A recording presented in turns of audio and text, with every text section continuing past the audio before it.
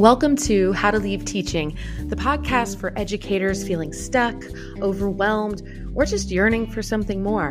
I'm Julie, once in your shoes, navigating those same challenges and emotions.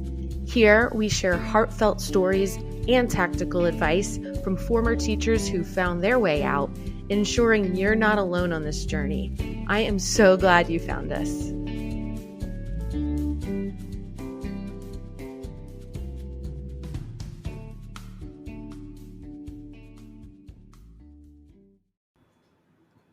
Hey y'all, welcome back. This week we've got an interview with Jen Widerberg. She's a tech recruiter in the financial services space and also a friend of mine. We've known each other since middle school. So this is a really fun conversation and Jen has so much insight to share. I think you're going to really enjoy this. Let's get right to it. This is very good. Oh, that's surprising. No, I thought it was good. I liked it a lot. Well, thank you. Yeah, I'm totally self-taught. So, maybe that's a lesson for people that I'm working with. 150%. Yes. Uh-huh. Well, thanks for being here. I'm here with Jennifer Widerberg. And maybe you want to just start off by telling us a little bit about what you do and, just a kind of a brief overview. Yeah, absolutely. So I am a technical recruiter. I specialize in financial services. I'm on the agency side, which means that I work with companies who are looking to fill jobs. But as a part of my role, I'm also working with candidates in making sure that they're presenting their work in a way that is attractive for the buyers to be able to buy and hire them for their skills. Awesome. Yeah. And I mean, just like, what is the typical type of person that you would work with and how do they engage with you? Yeah, so the typical people I work with are going to be software engineers. They're going to be customer success people. They will be client services. They'll be architects, anybody who's working on some sort of platform, really, or some sort of application related to financial services. And they'll reach me typically, I get reached out to either on X or on LinkedIn.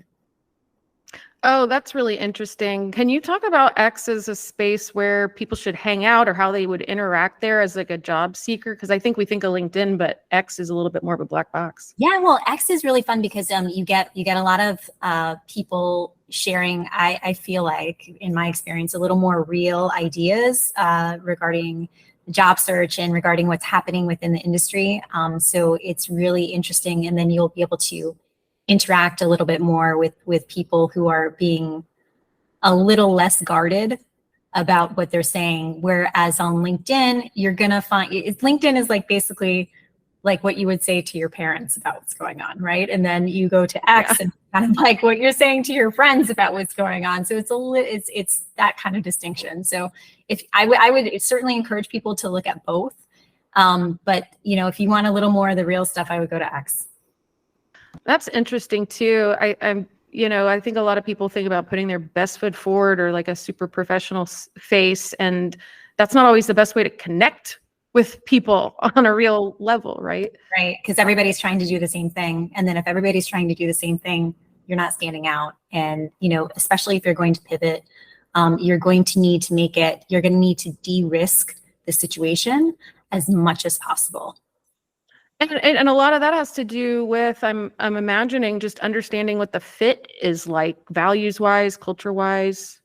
Yeah, and even just like what you're bringing to the table, right? Like understanding, I think, and I feel like this is, part of what happens when people are looking for jobs too, because they're not necessarily entirely sure of what it is that they have that would be exciting for somebody else to talk about.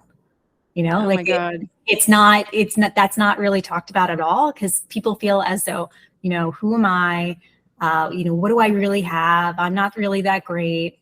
And then these opportunities are being missed, simply because they're not really sure of what they have to offer.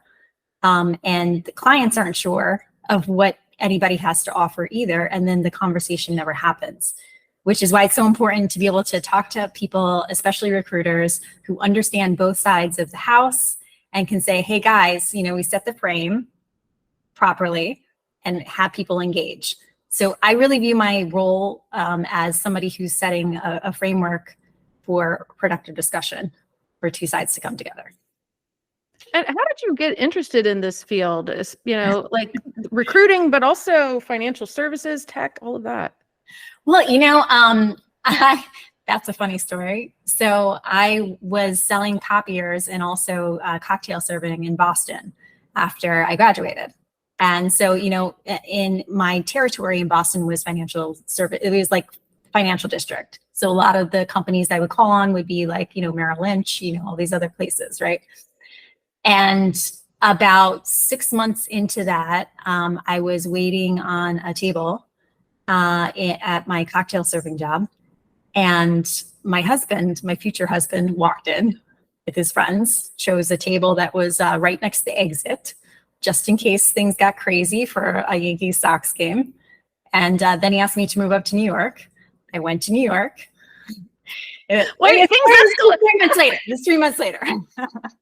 And then, so I end up in New York, and I'm having the hell of a time finding a job. Like, I can't find a job at all. And like, I went to a recruiter, a sales recruiter. She lined me up with 3 interviews right away when I wasn't getting any hits on my own.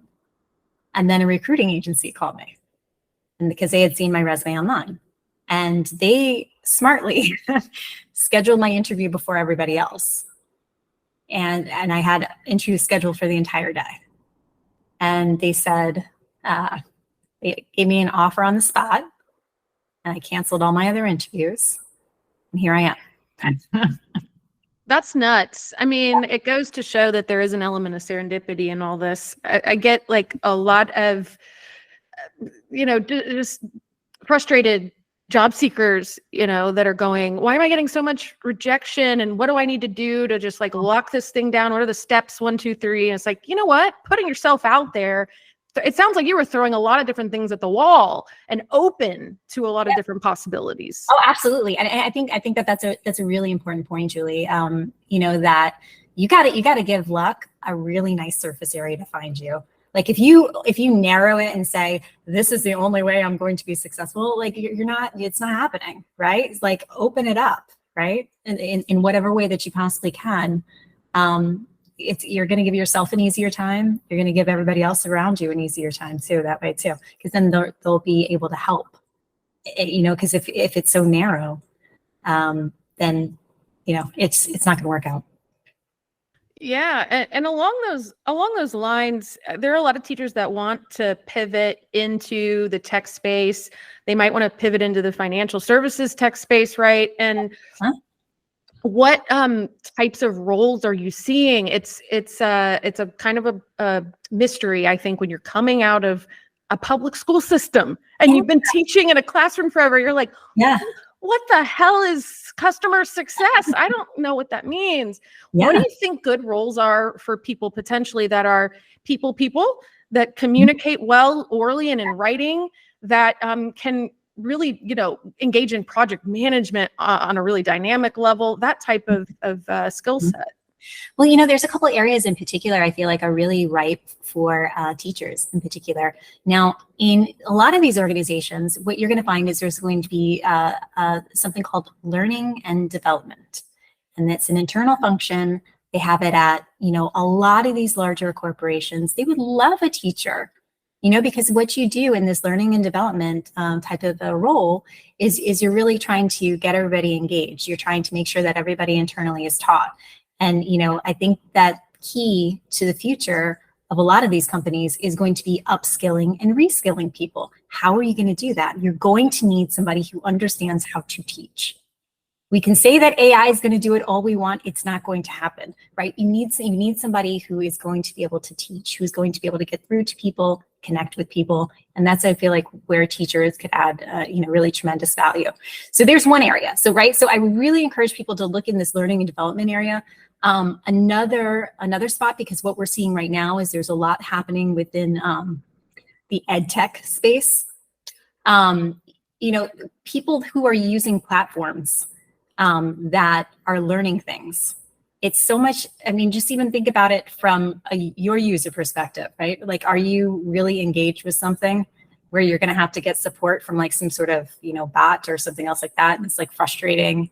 It's not a great experience, not a great user experience. But if you have somebody actively working with you, helping make sure that you're getting everything that you need, much better experience for them, much better experience for the company. So customer success for an ed tech specific place is fantastic, because then you'll get the company will then get somebody who understands education, right? And then you will get cross-trained in the technology as much as you want, right? So look for those kind of areas where where the teaching skills are going to be the core skills, and you'll be able to pick up something else. I keep seeing that too, as like, how much upskilling and reskilling do I need to do? And there are a lot of opportunities to train on the job. And I think a lot of these employers are not expecting you to come with the full skill set, because it is so, individualized to their organization. Can you talk about that at all? Yeah, absolutely. I mean, you're even seeing it right now with even just something as simple as college degree requirements, right? Like if we're going to say, and I think it's going to be the right move. I really do. If they're saying that college degree requirements are no longer there, then, how are we going to be teaching people? Like, what sort of system are we going to be working with here? And to your point also, there's going to be nuances, even if you have this core skills, even if you have everything, and even if you have everything, you're still going to have to learn something new, a new way to do it, a new workflow. It's going to be constant learning. Yeah, I love that. And I want people to not be intimidated too. You're not going to show up on the job and know how to do everything day one. There's a lot of sort of ambient learning that happens when you're in that context. Yeah. Even if you came from a direct competitor, you still wouldn't have it. You still wouldn't have it. Right. So if we can just reframe the imposter syndrome to everybody's an imposter, that kind of goes away. I love that. Yeah, it's a huge inhibitor. It's like mindset is the number one thing that I work on with people, I swear. And, you had mentioned too about, having an understanding or almost like a literacy about what skills you bring that are going to be valuable to an employer and vice versa. Yeah. How do you think you even mine that stuff? How do you bring that to the surface or understand how to present the stuff that is going to be valuable to someone else? Yeah, that's a really great question. So I think it's a couple things, right? So I think, for teachers in particular, you can easily say, hey, listen, I'm in the education industry, right? Okay, so what does that mean? Then you kind of like break it down into, okay, who else is in the education industry? Who's selling things in the education industry?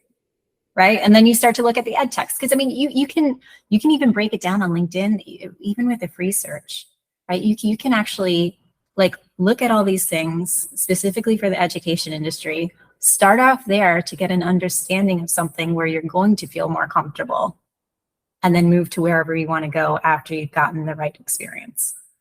Typically 2 years, right? So you'll go into an area where you already had the experience. You're not going to have to take too much of a cut because you have domain experience. I think that's the key. I think a lot of times people like want to go for the moonshot like right away. And while I totally applaud that effort, that's where people are getting burnt. Like I even see it when people come to me and are applying for jobs and saying that they're not hearing back. And then I'm asking, okay, what job are you applying for? And I'm looking at the job description. I'm looking at what they're bringing, and no, it's clearly not going to happen, right? Yeah. But as long as you have the domain expertise for what they're looking for, you'll at least get a look. Yeah. So that's what I would say for a strategy. So really just, in the beginning, filter all the jobs specific to the education industry to get a flavor for what exactly is happening. Yeah, that's really smart. I mean, that's sort of similar to what I did. I went into the education space, started doing tech-focused projects, and then was able to pivot into a broader, industry with the tech skill. Yeah. And you don't have to build up all of that confidence that it takes to do a drastic pivot, because you're just and then you're always kind of you always kind of feel it. Oh, am I doing the right thing? right? And then nobody wants to work with like the needy person who's like needs constant validation as to what's happening, right? Like, so you want to go into a space where you're comfortable. You want to go into a space where you feel like you're growing. Yeah. Oh, and I really want to talk about that, because I think that it's difficult for educators to understand that growth should be part of your compensation overall. Really, you want to think about how can I grow in this position? As don't go after something where you're just going to reinforce the same skill set that you already have. Where can you kind of get something new? Because we think, oh, well, I'm the commodity that they're buying, right? And it's like, no, this is more symbiotic than that. Yeah. Oh, definitely. And they're really buying your skills. You're trading your skill. It's like the job market is very similar to the stock market in that you're trading your skills for some sort of money, right? So the more skill and the more variety you can add to the skill, the higher price that you're going to be able to command. I love that. And I know we were going to talk a little bit about what's the difference between working with a recruiter that is placed within an organization versus an independent recruiter, and how should maybe a teacher that's looking to pivot think about who to connect with? Yeah, absolutely. So I would really encourage people who are thinking about pivoting to reach out to both. But I would say that, an external recruiter who specializes in ed tech is going to be the way to go. They'll be able to tell you the trends of what's happening. They'll be able to help sell your background. They'll be able to, give you some market information that you're not necessarily going to find online, because the conversations that happen every day are not, they're not going to be out there for the masses to consume, right? So you want to try to get into as many conversations as possible, almost make it a game for yourself, to get a more accurate picture of what's actually happening out there. Now, internal recruiters are going to be, good for people to connect with for direct opportunities also, right? But they usually get, especially right now, there's been a lot of cuts within HR, been a lot of cuts within talent acquisition as well. So they're dealing with a crazy, crazy workload. So you're not necessarily going to hear back from them right away. I think there's some features that they've added to LinkedIn as well, where you can follow certain companies and get job updates and things like that. So you can kind of work that angle while also working with an independent recruiter to kind of cover the market for yourself. I like that. And what are some of the tips that you would give someone that is really, really new to all this? What I hear a lot is, I don't know how to translate my skill set for various industries. Would you say somebody that is really kind of clueless in that department should start more narrowly and really think about how their skills translate? Or what would your advice be to somebody like that that's like, I've got a teaching resume here and I really want to be a customer success manager? Right. So what in that case, what I would really encourage people to do is take a look at the transferable skills, right? And your experience is your experience. You're not going to change it. But what you can do is highlight what you've done within teaching that is relevant to, and like some specific action, some specific something that's relevant to what a customer success person would do. You don't need to, and I think this is an important point too regarding the resume. You don't need to verbally vomit everything on there. Nobody wants to see it all. They want to see what's going to be relevant to their job. That's all they care about, right? So we want to make sure that you're taking the experience that they're looking for and framing it with your stuff to go in there. Which I know sounds like a lot, but you can actually, there's a couple really good prompts in ChatGPT that you can actually do that pretty well.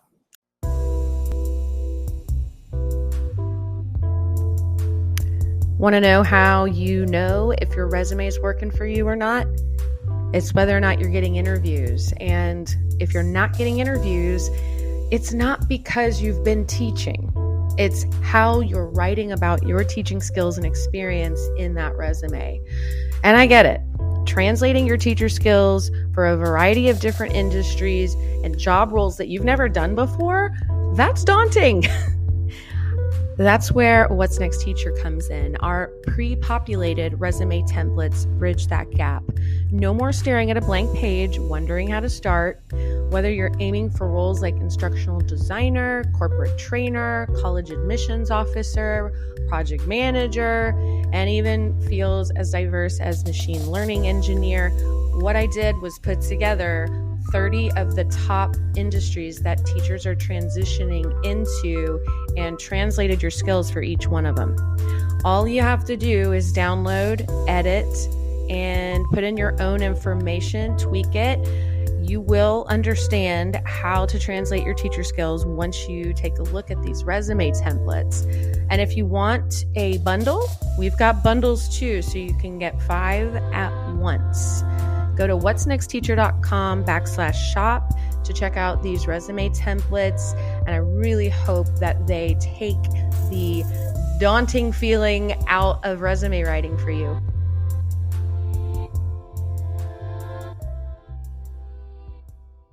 What do you like to ask ChatGPT for that type of a prompt? So basically, you're saying they're built in, or is this like no?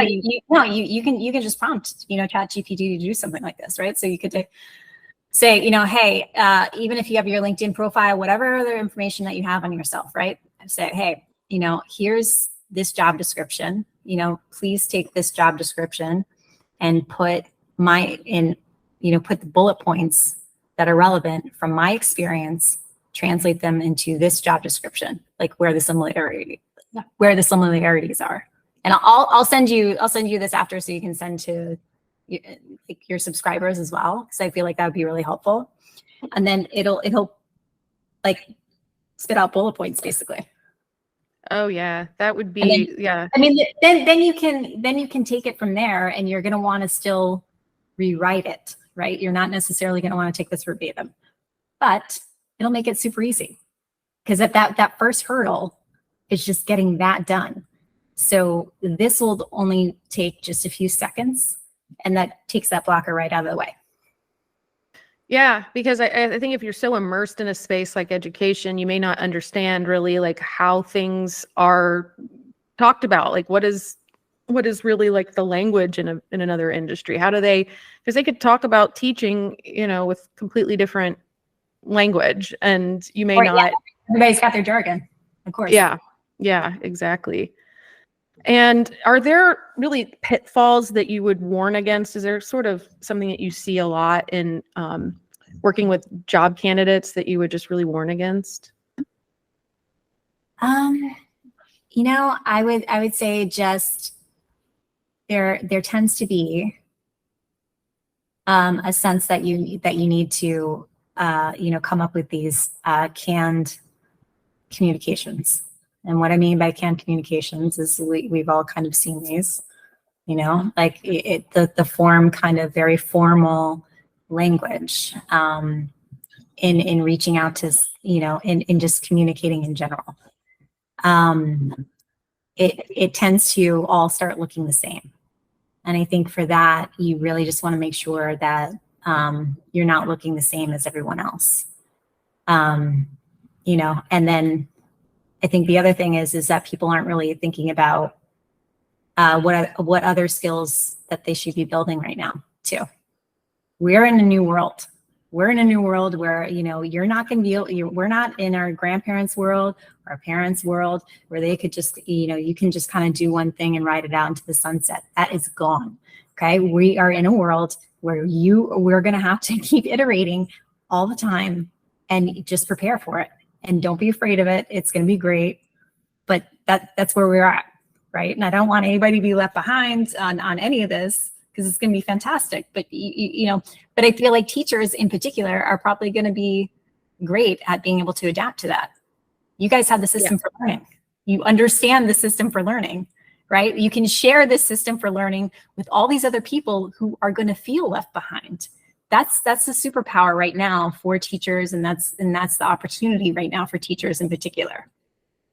Yeah. So instead of trying to hide the fact that you are a transitioning teacher, you want to leverage that somehow to make yourself stand out is what I'm hearing. And 50%, because you like the ability to be able to teach other people and get them up to speed quickly in an environment where that's going to be the way that you survive. That's going to be the way that you survive from a job perspective. Yeah. Right? Like that, I'm not even joking. Like that's super important. And the fact that teachers know how to do that is going to be huge. Yep. And another thing about this conversation about kind of standing out, I mean, I noticed that, you bring a lot of who you are to your professional work and your professional footprint online. You're a marathoner. That seems to be infused across a lot of what you do. Mm-hmm. And maybe that's because that's a lot of who you are, right? And your interactions on X, very authentic, very real. Is that something that you really think about consciously? Is that something you recommend, like really bringing a lot of who you are to your professional life? I found that it's if you are vibing with the right people, like if you're attracting those other crazy marathoners, for example, right? Like it makes it easy to be able to interact with people. So I try to put myself in a position where it's easy for somebody to talk to me, where it's easy for somebody to relate to me, where it's easy for somebody to have a conversation with me. And I really encourage everybody to kind of think about that too. Like, what's something that you can kind of put out there that, somebody who wouldn't necessarily even know to talk to you or want to talk to you, say, oh man, I really want to talk to Julie about this, or, she would get this, or, so just create a situation where you've got one thing. It just has to be one that makes it comfortable for somebody to reach out to you. I like that. And I wanted to ask too about, kind of on pivoting a little bit. What are your thoughts on how teachers that are wanting to transition should think about what organizations they might want to work for? I know that some of my people I associate with, they're like, I will not work with a startup. I will not do that. Others are like, I am going to avoid, the Googles and the Facebooks like the plague. How do you know what's going to be a good fit for you? Or is it, you got to get there to know? I mean, you gotta chat with some people, because I think that's the hard part. You can have your ideas of what you're going to like and what you're not going to like, but overall, if you take a look at a company just from like their social media presence or what you've heard or something else like that, every group is going to be a little bit different within this large organization. So that's just really something to consider. I'd encourage people to think about, okay, and I understand not necessarily wanting to go to a startup because there's a lot of work involved. It's not going to be as much pay on the front end as maybe some other places, right? But if you really go to where the opportunity is, I feel like that's probably the better play. Yeah. And I mean, in a startup, you're going to be doing a lot of different stuff. So, right. I mean, if you're feeling unskilled, I know teachers are not unskilled, but if you're feeling that way, I mean, that's a way to build a whole series. Oh yeah, you'll get it right away. Right. But if you want to go to like a larger organization and maybe chill a little bit because there's going to be more people there to help you. And if you have any questions or anything else like that. Sorry about that. Are you still there? Yeah. Okay. Oh my God. Like I'm missing you right now. I don't know what happened. Probably. Okay, yeah. Okay, sorry about that. That's good. Okay. And what were we saying? Well, knowing like what's going to happen when you get into a particular organization. Oh, like, yeah, talk to people is what you were saying. Right. Yeah, I think you really just need to talk to the people that are there, people that you're going to be working with. Sometimes it's easier if you're feeling a little self-conscious to go into a larger organization where there's going to be kind of more support around you. The roles tend to be a little more siloed, so there's not going to be as much scope expected of you. So if that makes you feel more comfortable, go for it. But if you really want to kind of dive into it, get really deep into it, startup is fantastic, kind of like sink or swim. Yeah. You it could, be fantastic, and it could be absolutely horrible. You just never know. But yeah, but mid-level organizations, I would say at that 1,000 to 5,000 tend to be the sweet spot for a lot of things that I found. Those are the type of clients that I really like to work with as well, because they don't necessarily have like a crazy, HR process involved or anything else like that. So it's a little more flexible, a little more free, and you get the nice stability of a larger organization with it's more stable than a startup. Yeah. But you still get that small company experience. Yep. Yeah. And I mean, nothing's forever, right? Like if you get somewhere and you don't like it, like you're not stuck there. This is not like to your earlier point, it's not our parents' landscape anymore. No, it's definitely not. And I think people are aware of it. People are more open to it. And, I don't think it's as big of a deal. Yeah. And along those lines, when people are if you're asked a question in an interview, like, why did you leave teaching? Or, why did you leave your last organization? How do you recommend framing that? I always say, keep it positive, but like, what are your thoughts on that? You definitely keep it positive, but I mean, but you can be real about it too, right? Like if you are leaving teaching because, you found it, you found that there was something wrong, just say, hey, listen, I tried that. I thought I would like it. It didn't work out. So I'm seeing that I have transferable skills that would be good here. And I can take what I've learned in the field from education and apply it somewhere else. Yeah.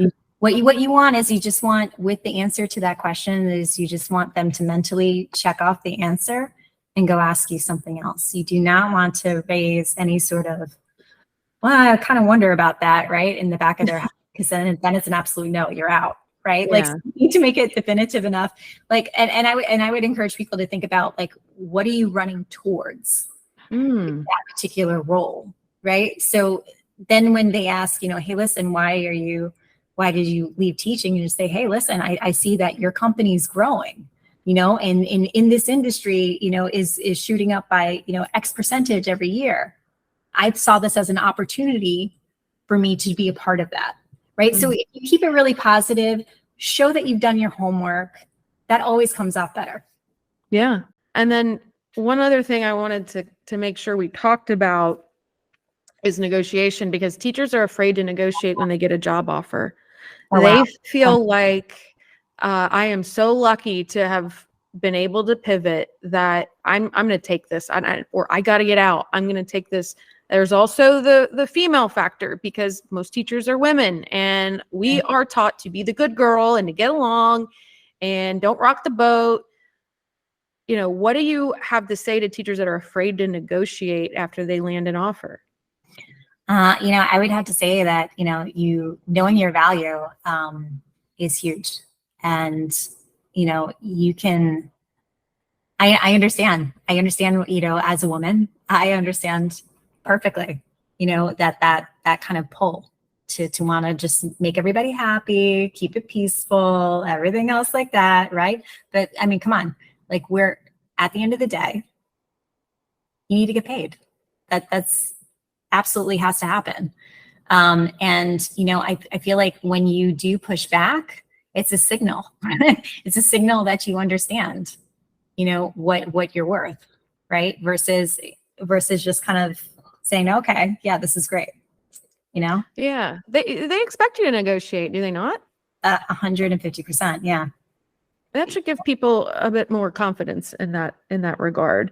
And just so you know, I mean, most of the people that are making the offers are going to be ladies in human resources as well, right? So, like, come on. That's exactly what happened to me. I negotiated in my first job after, leaving the education space, and I was scared to death. And the woman that I was working with was like, hell yeah. That's right. That's right. And you know what? They're going to want to help you. Yeah, exactly. Well, I could talk to you forever. No. I mean, we could go back and talk about, 6th, 7th, 8th grade, but we'll keep it in 2023. Oh, our music videos. Hopefully those never surface. I mean, we were lucky that we were YouTube so wasn't lucky around. in Facebook. But thank you so much for your time, and the value is just incredible. I learned a lot, and I know that I'm going to get so much positive feedback from my listeners. So just thank you so much. Yeah, absolutely. If you guys have any, questions, any follow-ups, anything else like that, I would love to help you guys. Yeah, tell them where they can reach you. Well, I'm on LinkedIn for sure. So I'm there, and I'm also on X as financial services tech recruiter at Jen Widerberg. So I'm there too. Great. I will add all of that to the show notes. And thanks again. All right. Thanks, Julie. See you later. Bye. Bye.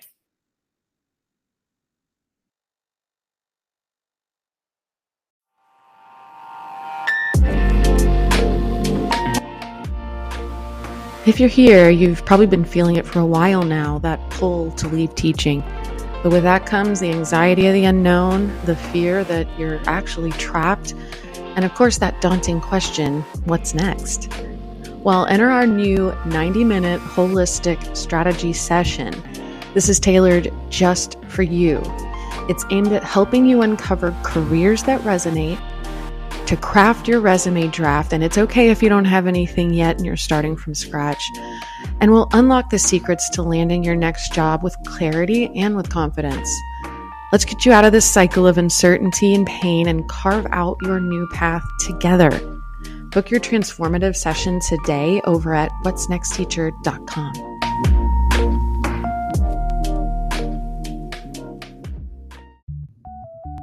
Thanks for tuning in to How to Leave Teaching. It's a complex transition, but you're not in it alone. Dive deeper and find more resources on our website. Keep pushing forward, and we'll be right here with you in the next episode.